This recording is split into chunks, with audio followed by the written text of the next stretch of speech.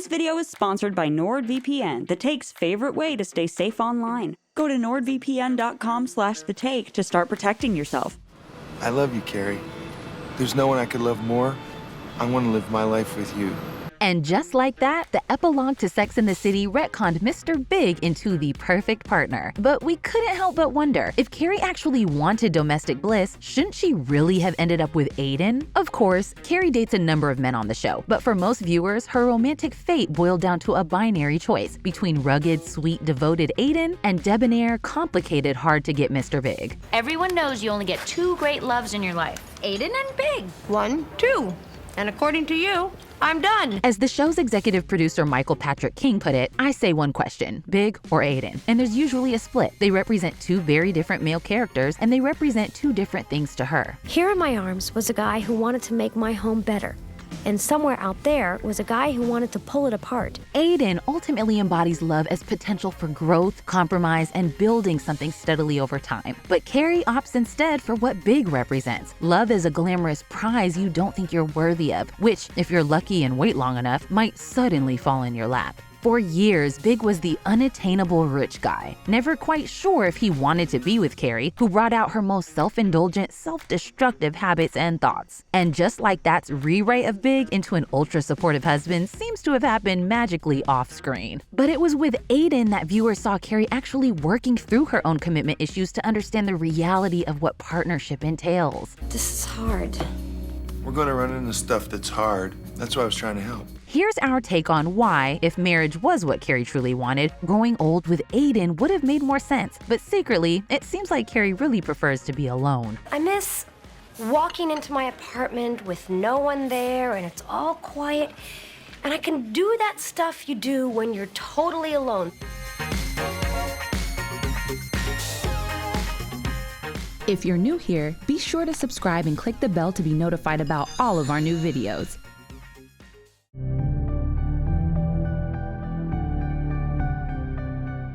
Because you're a good man. A really good man. Aidan is Carrie's one who got away, and he also refers to her in these terms in Sex and the City too. Yeah, my wife showed me something on the internet. You know, she always kind of kept one eye on you, the one that got away. Usually, the one who got away figure is someone who's thrilling in the short term, but wouldn't make sense in the long run. But Aidan is the opposite. He's a rare example of the sensible one who got away, who's dependable and good. You make me really happy. He got away because she chose not to follow that path. Aidan haunts Carrie as her ghost of boyfriends past, continuing to show up even long after their breakup, like in the second Sex and the City movie. And he's such a powerful figure for her because she, and we, can easily imagine an alternate future not taken where he didn't get away at all, if she had just made different decisions. From the moment we meet him in season 3, Aidan is framed as pretty much perfect. He's great. He's perfect, actually. John Corbett was initially only supposed to be in a few episodes of the show, but according to Sarah Jessica Parker, he was just so good and so different and so present on camera, it threw us for a loop. It's easy to see why fans fell for Aidan. He's gorgeous and kind, with a profession as a furniture maker that combines authenticity, personal passion, and working with one's hands with natural materials. And his kiss makes Carrie weak in the knees. His behavior also sets him up immediately as the anti-Big. He asks Carrie out the first time they meet and doesn't play any mind games. Can I take you out to dinner sometime?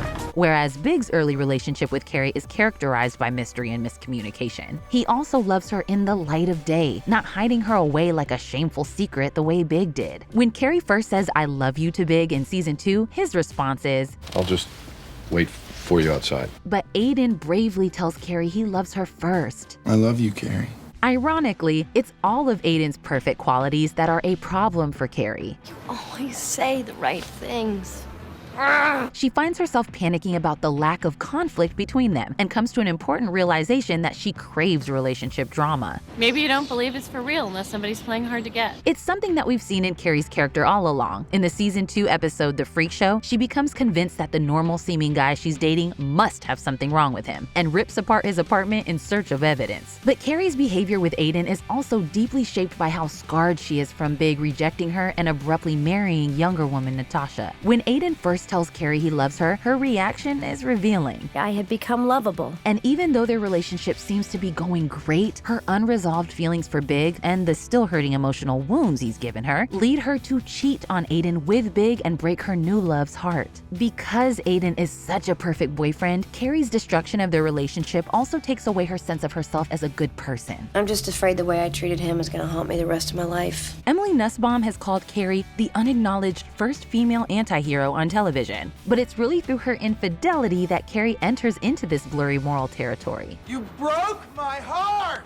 Before this, her anti-heroic deeds don't go far beyond smoking and being neurotic about Big. Then, through this storyline in season 3, she wounds 2 innocent people, Natasha, whose discovery of a post-coital Carrie in her apartment spurs a matching physical trauma, She lost a tooth and needed a stitch in her lip. and her biggest victim, Aidan. After the affair, it gets worse. Carrie persuades Aidan to get back together with her, despite his reservations, but refuses to end her friendship with the guy she cheated on him with. She continues to have fancy steak dinners with Big while Aidan's out of town, and even invites her ex to Aidan's country cabin. It's behavior that would make almost anyone seriously uncomfortable and make it feel impossible to restore trust in the relationship. Carrie accepts Aidan's marriage proposal even though it feels off, only to devastate him again. Can't believe I'm back here again. We later find out all this left Aidan unable to get out of bed for a month, and it's thanks to this plot that Carrie's status as an anti-heroine is secure. You can protect your data using NordVPN, the best VPN in the game. Click the link in our description below, nordvpn.com/thetake, to get a huge discount on a 2-year plan of NordVPN plus 1 additional month free. NordVPN is the key to keeping your online activity protected and private.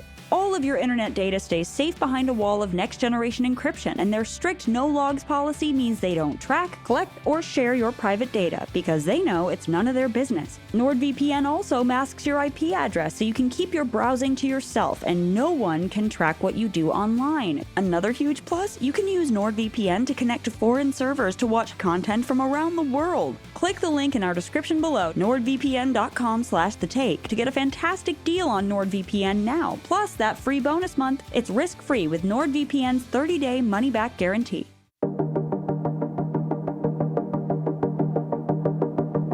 From a personal development standpoint, the key reason Carrie should have chosen Aidan is that he was her growth opportunity, the person who truly pushed her to evolve. On the original show, Carrie's 3 friends all end up with an unexpected partner who challenges them in a healthy way. After Charlotte meets her supposed Prince Charming Trey but discovers that he only looks the part, My marriage is a fake Fendi. she's surprised to find herself falling for her divorce lawyer, Harry, a process that requires her to let go of her superficial ideas about who she should be with. Harry was bald and he talked with his mouth full.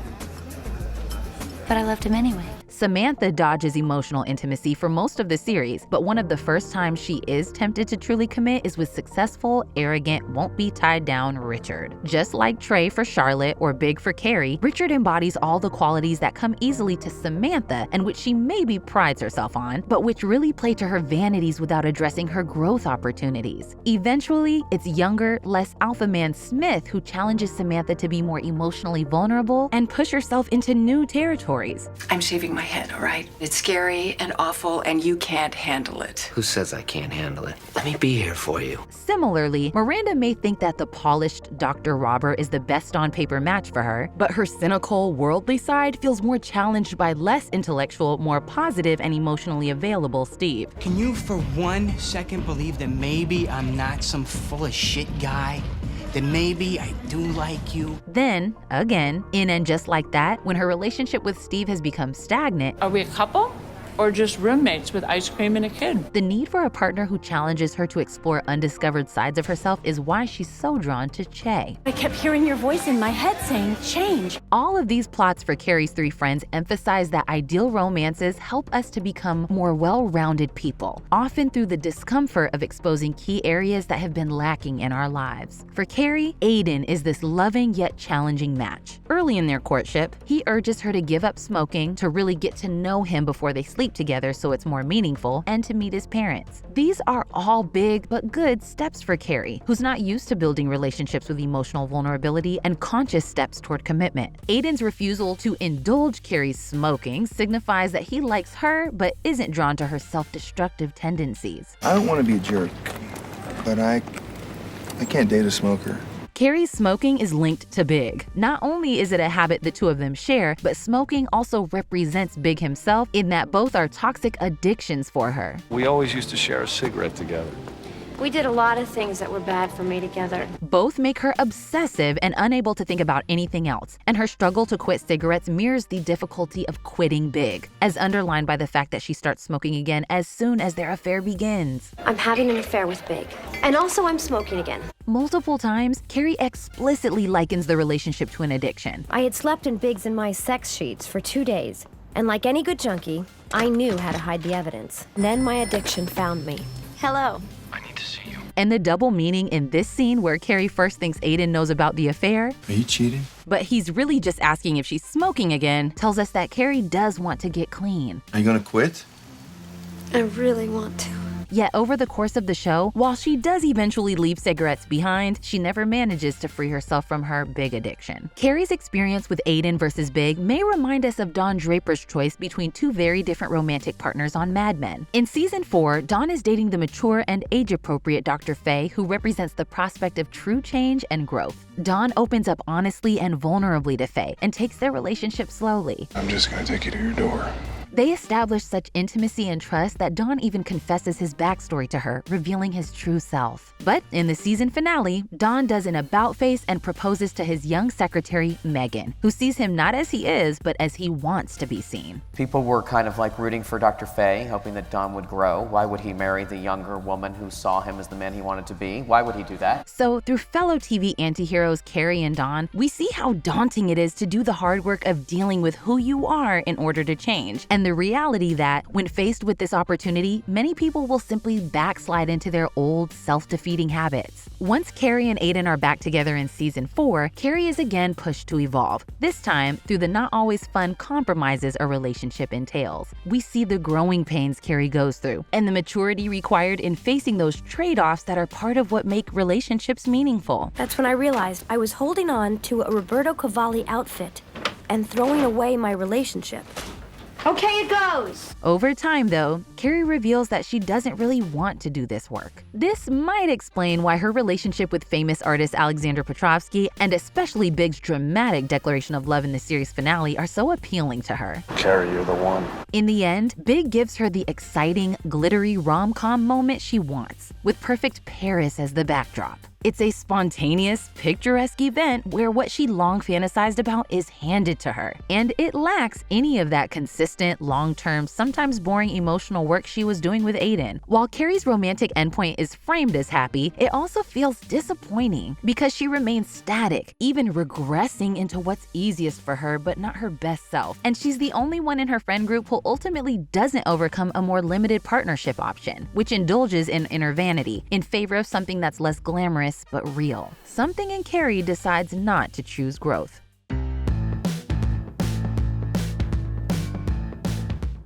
There's a very strong Aidan lady out there who likes a man who is supportive and there and present. There's the Mr. Big ladies who like the challenge. Oscar Wilde wrote in his 1892 play, Lady Windermere's Fan, "In this world there are only two tragedies. One is not getting what one wants, and the other is getting it. The last is much the worst. The last is a real tragedy." With Big, Carrie always acted as though she was fighting for commitment and crushed when she didn't receive it. Why is it so hard for you to factor me into your life in any real way? But her behavior with Aidan reveals something important. There's a big part of her that doesn't want marriage or a stable, loving relationship, at least not anytime soon. Aidan's offering up both his parents on a silver platter, and I'm not sure I want to meet them. The season 3 episode Drama Queens underlines that Carrie is actually a lot more like Big than she may have thought. The irony is Aidan's acting exactly the way I wish Big would have behaved, and I'm behaving just like Big. We could also interpret her cheating on Aidan with Big as an act of sabotage to wreck her devoted partnership. When they're back together in season 4, Carrie finds the engagement ring Aidan is planning to propose with and throws up. This blatant psychosomatic reaction is the first sign of her deep ambivalence about marriage. Her hating the ring itself also makes her fear whether he's truly her soul match. Aidan should have known that that ring wasn't me. How can I marry a guy who doesn't know which ring is me? But Carrie also hates the presents Big buys for her. It was just wrong. It was wrong. After Aidan proposes, notably with a different, nicer ring, and she says yes to avoid hurting him, Carrie's next challenge is sharing a living space with Aidan. Her dislike of his clutter in her apartment is a rejection of seeing the two of them as a unit. She still thinks in terms of mine versus his rather than ours. Your stuff, your bathroom, you always do that. You never want to let me in. Carrie finds herself feeling smothered by Aidan's constant presence and longing for her single self's cherished alone time. This clash between her single, sex columnist identity and her new identity as a bride-to-be comes out even more as Carrie wants to continue enjoying New York nightlife while her homebody fiance prefers to stay in. She also starts wearing her engagement ring around her neck rather than on her finger, not ready for the world to see her as someone who's off the dating market. On some level, she's still trying to have it both ways. You haven't even mentioned it. What's going on with you? Same old, just writing, gallivanting, eating, the usual. Harry, what? Forgetting the most important thing. After she avoids any planning that would make the wedding real, the sight of herself in a wedding dress leads her to have a panic attack and break out in a rash. She's finally able to articulate just how uncomfortable she is with this level of commitment. My body is literally rejecting the idea of marriage. And as Aidan begins, literally and figuratively breaking down her wall, while combining Carrie's apartment with the one next door, Carrie finally admits she's not ready for marriage for the foreseeable future. How much time do you need? End of the year? Which year? Looking back, we can see that Carrie wanting big could be read as actually wanting to be in a relationship that gives her plenty of space to be alone. She performs frustration with Big always keeping her at arm's length, yet the inherent distance he always maintains as a semi-unattainable love interest and a mysterious secret-keeping person gives her the freedom to do her own thing. Big's being so unavailable also turns him into a prize she has to chase. So she's not really thinking about whether she wants each step of commitment or not. In the Sex and the City movie, Carrie's happily engaged to Big, though revealingly more focused on a Vogue shoot than how her groom is feeling about things, another sign she's more fixated on the symbolism of landing him. When he gets cold feet on their wedding day, her line, I knew you would do this! I knew it! implies that on some level, she knowingly chose a guy she believed wouldn't follow through. Another part of Big's appeal seems to be his money, which likewise allows her an extreme level of freedom. Can we afford this? I got it.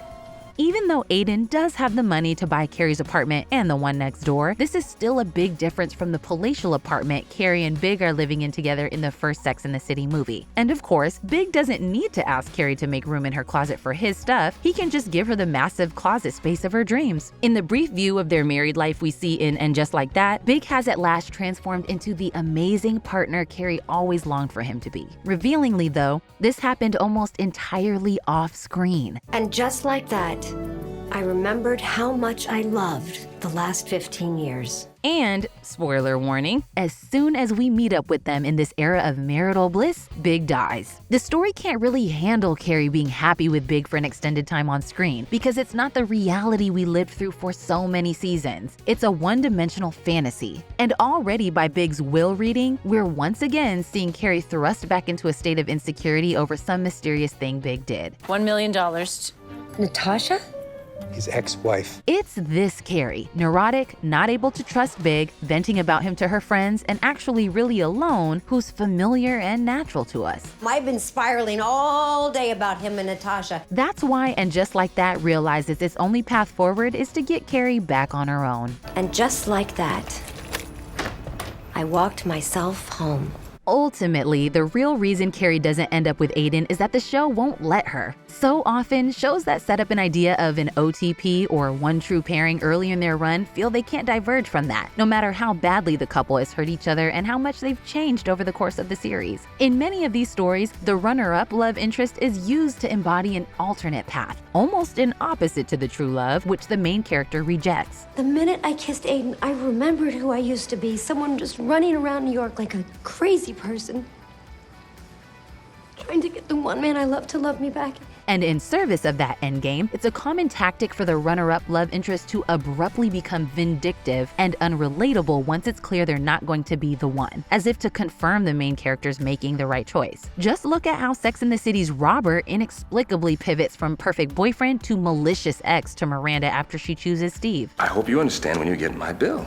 Your bill? For services rendered. You know, my stud fee. Similarly, there are really two Aidans on the show, pre and post cheating. When Aidan reappears in season 4, he's had a physical makeover that Carrie loves. The tummy is gone. At that thing last week, he looked disturbingly good. But also an emotional one. Her betrayal has brought out a bitter edge in him. Give me a good morning kiss. You might want to brush your teeth first. On one level, it reminds us how much Big hurting Carrie led to Carrie hurting Aidan, and how this emotional poison is passed on. Yet there's also a revisionism at play here. Suddenly making Aidan resentful and jealous is meant to change our view of him as that too good to be true wonderful guy he was. If anything though, this may make us look back even more nostalgically on pre-cheating Aidan and the healthy relationship he and Carrie could have had. He was warm, masculine, and classic American. Just like his furniture. Sex and the City may have wanted to resolve with Carrie getting her big prize of the happy ever after, but the actuality of this character's behavior did not indicate she wanted a calm, settled, somewhat boring married life. If she had, she could have taken that chance with Aidan, whereas choosing Big was, despite the later rewriting, really about choosing something else. In the true style of her anti-heroine legacy, it was the choice not to grow. I miss New York. Take me home. This is The Take on your favorite movie, shows, and culture. Subscribe so you can watch all of our videos.